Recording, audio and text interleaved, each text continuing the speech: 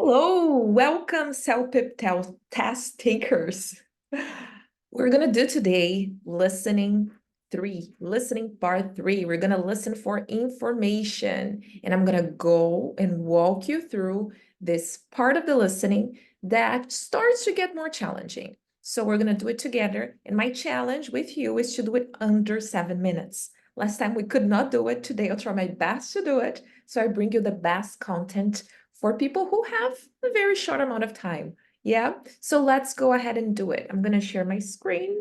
And remember, we're listening here for information.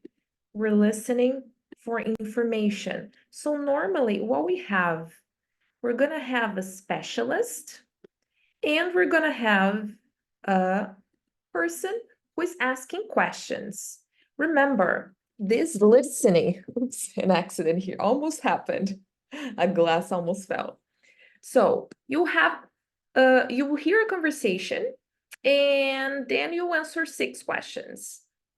Remember that the questions are in the recording and that you should select the best answer. Remember that we're using our methodology. You will hear the question. Second, our methodology is, so we're listening for information here, yeah. And our methodology is we have a pre-listening, yeah.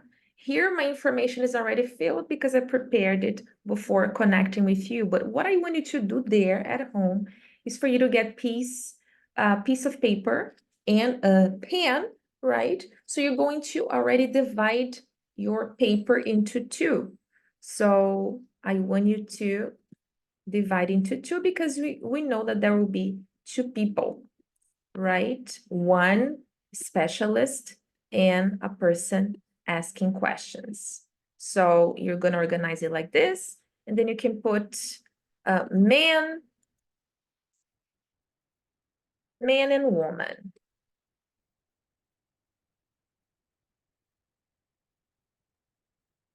And woman, for example, yeah? And then here you're going to put information that you find relevant. Remember, here we start to pay attention to who, where, what, why. We're always asking ourselves these questions so we can stay present. We imagine what is going on, even if we don't know all the words. Yesterday, I posted a TikTok video saying that we should focus on what we know. This is an emotional intelligence strategy. Otherwise, we get nervous and we're like, oh, I don't know, I don't know, I don't know. Focus on what you know. Focus on asking these questions to yourself and about the listening as you go through the listening, okay? Remember, there's a lot of information you have to infer. So the information is not given. You have to interpret the attitude, the emotions. So stay present, positive, smile. Open your chest, give a very deep breath, and then we're going to do it. You see that this was not a waste of time, yeah, doing these things before. So we did this, the P, the pre-listening, the preparation. Then during, we're going to use the pen and take notes. And then post-listening, we're going to analyze the information we have and answer the questions. Are you ready? I'm ready. You better be ready. So let's listen up. Make sure you're taking notes. Only once. Choose the best answer to each question. So you will hear a conversation between a veteran... Good evening.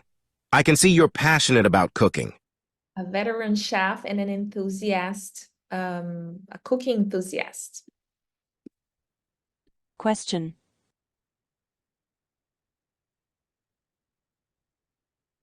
Good evening. I can see you're passionate about cooking. What brings you into the world of culinary arts? Hi there. I've always loved cooking and experimenting with flavors. It's not just a hobby, it's a way of expressing myself. I've been thinking about pursuing it more seriously. How did you get started? That's great to hear. Well, I started working in a small family restaurant at a young age. It was there that I fell in love with the art of cooking.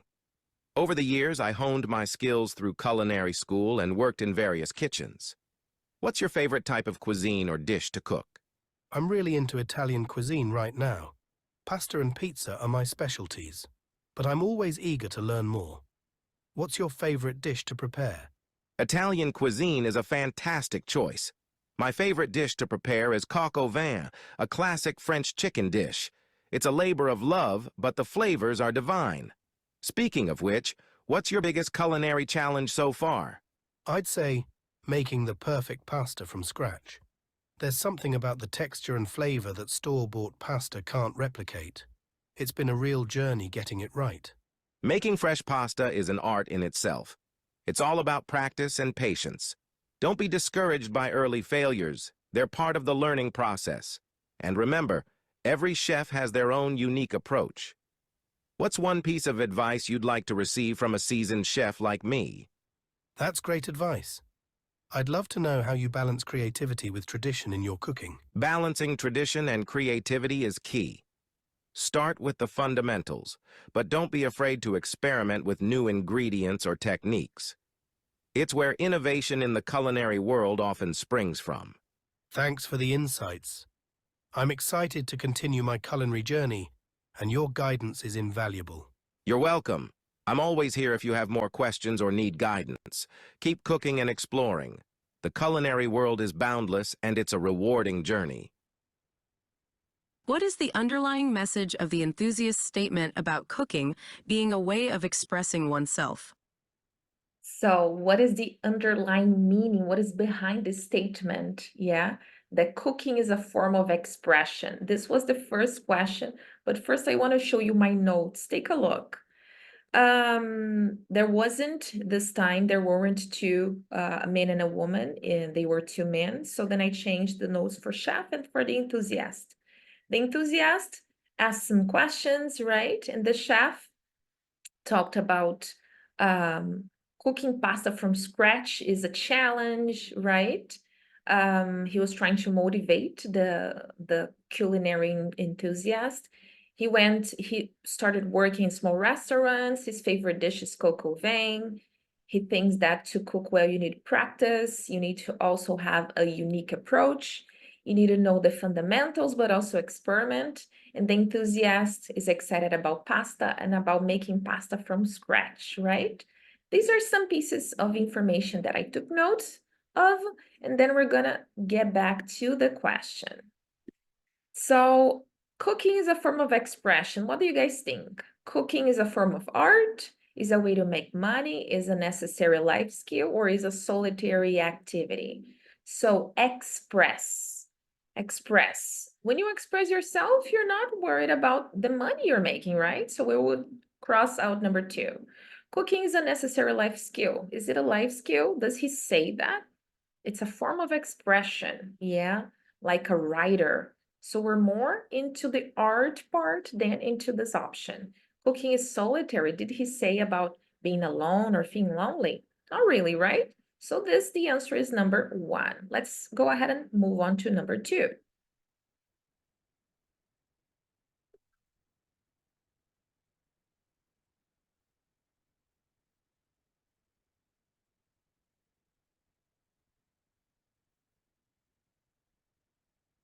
How did the chef initially get involved in cooking? How did the chef initially got involved in cooking? So whenever you have this in the listening, the start, the end, when, it's important to take notes, yeah? So how did he start? Did he start through culinary school? Did he work in a family restaurant? He had a passion for fine, fancy, expensive dining, or he started experimenting flavors at home. So we can get back to our notes here, right? Let's get back to our notes. And this is relevant information. Small restaurants, remember? So here we have it.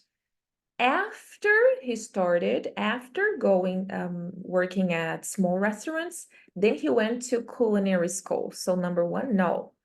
A passion for fine dining. No, we want to know how he started, yeah? Experimenting. So then the answer is number 2. What does the chef suggest about early failures in the culinary journey?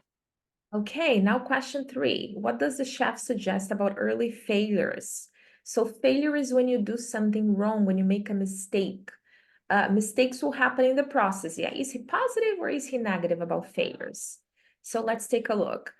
they should be ignored. So you should ignore the failures that they are not important. Or number two, you should think that learning relies heavily on them. What does it mean? That you need to fail in order to learn. Is this what he mean? A little more positive? Could be. Number three, they indicate a lack of intent. Lack of is when you don't have. So be careful with this expression because lack means negative, okay? Even though you don't have, they don't indicate. It's the same as they don't indicate talent. So they indicate lack of talent. So when you make mistakes, it means you're not talented. I think number three is wrong, right? Mistakes discourage creativity. So when you make a mistake, you feel like, oh, I'm so bad. Is this what the chef mean? Sometimes we feel discouraged, but the chef doesn't say this, right? The chef says that we should learn from our mistakes.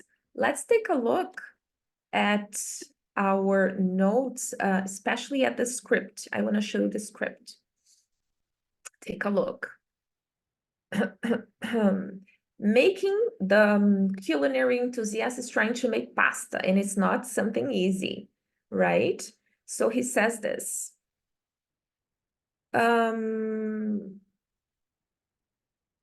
It's all about practice and patience. Don't be discouraged by early failures. He means don't give up, yeah? They are part of the learning process. So he's positive about mistakes. So the answer is learning relies heavily on them. In other words, you need to make mistakes in order to learn. You rely on something. For example, I rely on you. I need you.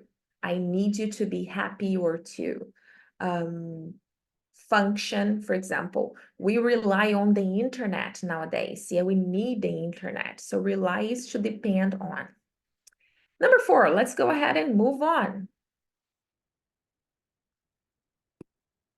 Van is. What emotion does the chef express when saying coq au vin is a labor of love? So what emotion does the chef express when he says coq au vin is a labor of love? So a labor is work. Coq au vin is the name of the dish, right? Oh, I never heard of this dish before. Focus on what you know. I also never heard of this dish before. Focus on what you're asked, the emotion. So when he says coq au vin is a labor of love, guys, what is the attitude? He's frustrated. It's not negative, right? It's a positive feeling. So disgust, this is disgusting. For example, you don't like cucumber, pepino. Oh, this is disgusting. Disgust. Is this the emotion? Not really. It's also a negative emotion. We want positive emotions because that's what he sounded like. Yeah, that's what the chef sounded like. So we have two options left: excitement and devotion. He's like, woohoo, coq au vin is a labor of love, or he's like, it's a labor of love. I'm devoted. It's like my religion. I'd say number four, right? So number four is the correct answer. Let's move on to number five. We're almost done, guys. 2 exercises to go only. Oh my God. That's so exciting. What does the enthusiast seek when asking about balancing tradition with creativity? What does the enthusiast seek? Seek, look for, or want? This is seek. When he asks about balancing tradition. And what is the other word? Let's take a look because I forgot. Balancing tradition and creativity. Yeah. So what does he seek? What does he want? What does he mean by that when he asks the chef?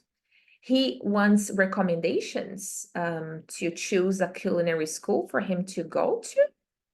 I don't think so, right? He's not looking for recommendation of culinary schools. A job offer from the chef, so he wants to work with the chef. I would also exclude this. I would also cross this out. He wants a secret recipe. He wants like a list of ingredients to make like the perfect pasta. Not really. He doesn't talk about this, right? Does he want advice? And here important, we don't say advices, we say advice. Some advice, it's an uncountable word. Does he want some advice on culinary philosophy? So philosophy are ideas about doing something, right? So that's the correct answer. Number 4, he wants advice on philosophy. Let's take a look at the dialogue and see if something helps us here. So, he asks, right?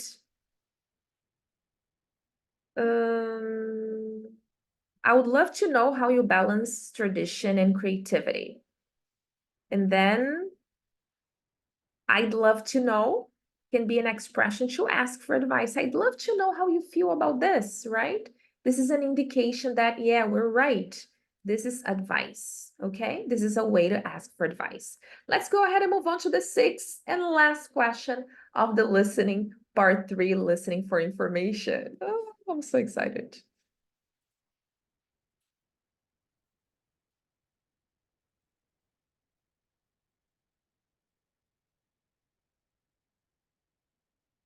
By early failures. What is the hidden meaning behind the chef's statement, "Don't be discouraged by early failures"? So what is the hidden meaning behind the chef's phrase or sentence? Don't be discouraged by early failures. So hidden meaning is infer. What is hidden? You know, when you hide yourself, it's hidden. Hide, hidden is the 3rd form of the verb to hide. So what is hidden? The hidden meaning. So what signifies, what is behind the attitude? Don't be discouraged by early failures. Courage is when you have the courage. This courage is the opposite. It's like, oh my God, to get sad and demotivated. What does he mean by that? He means 1, early failures are a sign of incompetence. So because you made a mistake, because you failed, you are incompetent. The chef is positive about mistakes, so we can cross this out. 2, perseverance is key to success in cooking. He's a little positive about mistakes, right? So when you make mistakes, you have to try again, try again, try again. We're gonna hold and keep this 1. 3, failure is inevitable in the culinary world. So we're saying that there is no way you won't make mistakes. You will always make mistakes in the culinary world because you're experimenting. It could be, yeah. Number 4, success comes effortlessly to everyone. Effort is when you dedicate yourself, you work hard. Effortless is the opposite. Effortlessly is without making effort. So I don't think this one is what the chef meant, yeah? So you are successful. For you to be successful, you don't make any effort. That's not what he meant, right? So we can cross out number 4. So we have left perseverance and failure is inevitable. Let's take a look at the transcript and see. So what does he say here? Making pasta is an art in itself. It's all about practice and patience. Don't be discouraged by early failures. They are part of the learning process, right? So they're part of the learning process. They're positive, yeah. They're not a sign of incompetence. Patience, he stresses this word, patience. So if you're patient, you're perseverant, you keep trying, you keep experimenting. So the answer to this one is number 2. How did you go? How did you do in this part of the test? Did you find it easier than part 1 and 2? For the coming ones, it's gonna get way harder. You're gonna complete a form, yeah, and this will demand more from you, especially from the note-taking part, yeah. So I hope you had a nice time here with me. I hope you're happy that you're improving your listening skills and you're working to improve. And I'll see you for listening part 4. We're gonna listen to a news item, yeah. So it's gonna start to get harder, but we're gonna nail it because we're practicing, we're perseverant, and we can do it. I'll see you in the next time. Have a nice day. Bye.